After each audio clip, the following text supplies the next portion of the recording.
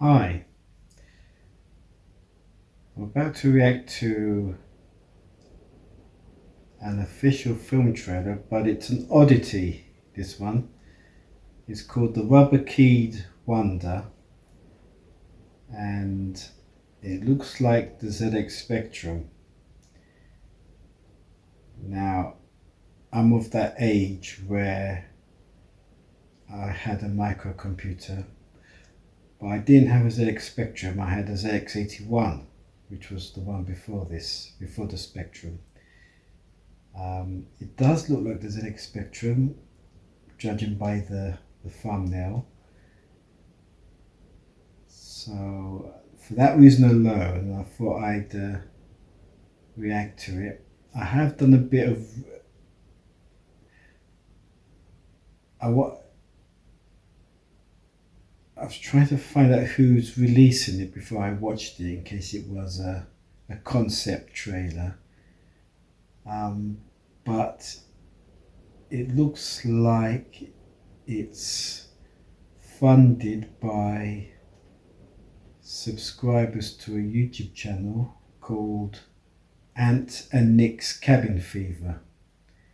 And I think Ant, or Anthony, and Nick, or Nicola, are the two behind what I'm about to watch. So it's an oddity.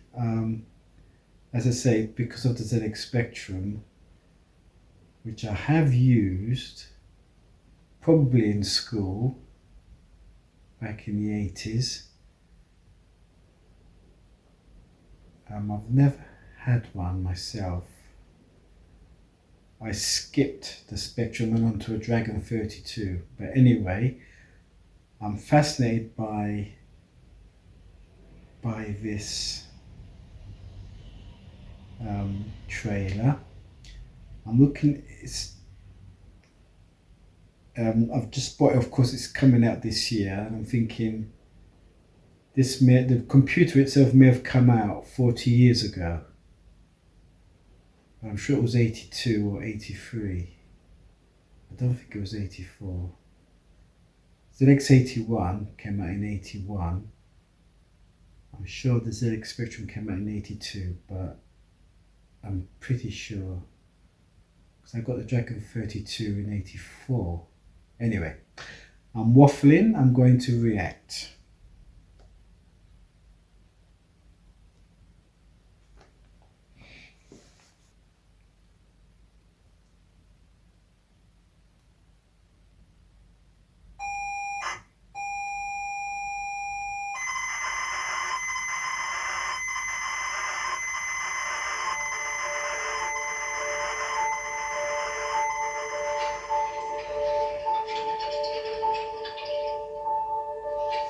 Our object is to find people's real needs, to develop products which are of real benefit to people in whatever way, and to do that at a price that they can afford, to do for 10p what anyone can do for £1.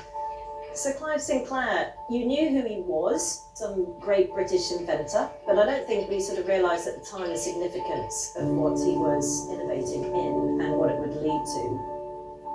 My father was always thinking about the next invention, new ideas. That was where his heart was. So he wanted to come up with something completely new that everybody would adopt. That's really what his goal was, to have a product that everybody wanted and everybody needed. Clive was an innovator. You need these people, they're the engines of industry. People that are prepared to take a risk, stick their neck out, and Clive Sinclair was a risk taker in the best way. I think of him as a boffin who understood what was important to people and how he could bring the future into their lives at a decent price. One of the strengths of Clive was that he was newsworthy. He was a personality. He was a bit of a maverick. People wanted to know, what was he going to say? What was he going to do next?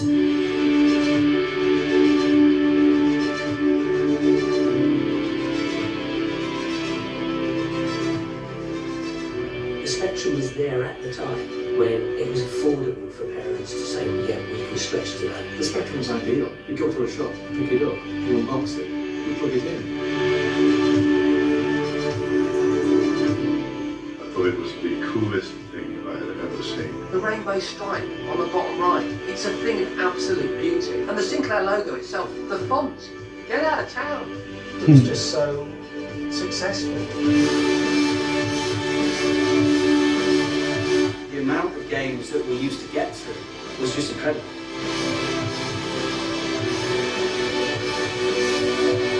The games playing really made the Spectrum the success that it was. To me, it just made it possible to get into computing. That's the Spectrum experience.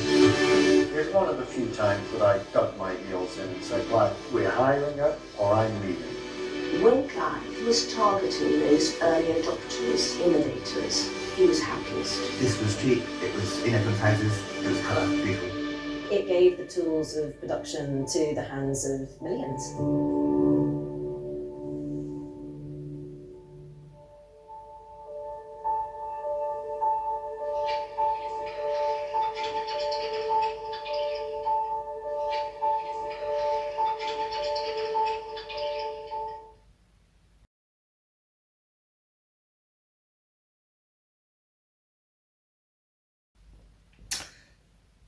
Well, I'll watch it again and report back.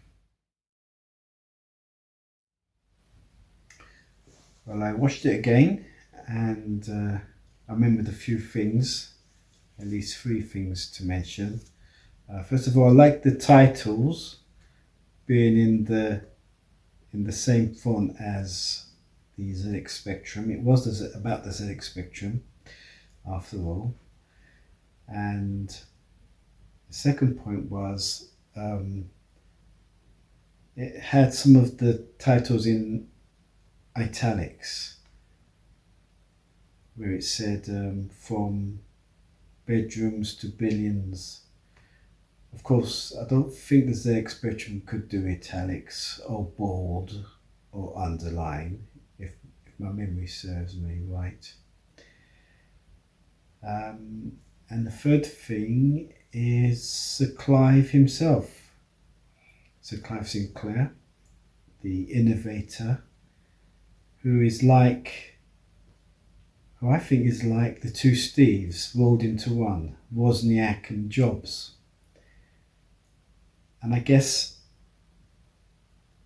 in the UK, it was the UK's answer to the Commodore 64, where in America the Commodore 64 was big as a home computer or microcomputer.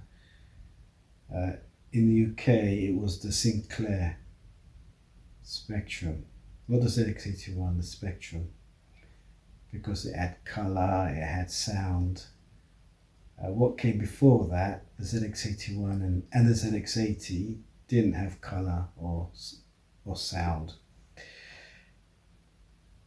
So that's it. It will be a fascinating documentary for sure. It's coming out next month. I don't know on what platform, but it might be streaming off their website. I did recognise some people. I can't remember that guy's name now. Jason somebody, who said the font, get out of town. That did make me laugh.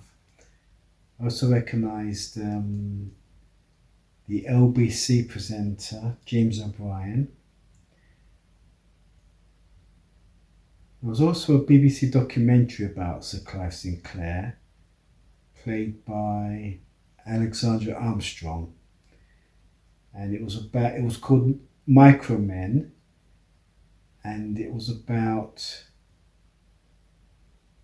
the BBC had this government contract, I think, to educate the nation on computing, but they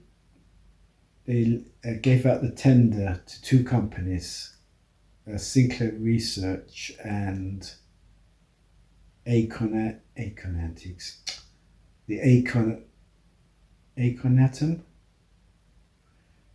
Unfortunately, Sir Clive didn't get it. It went to Acorn Atom, who went on to design the BBC Micro, But the documentary about the tender, who gets the tender, was quite interesting. And the guy who played Sir Clive's counterpart for Acorn was played by Martin Freeman.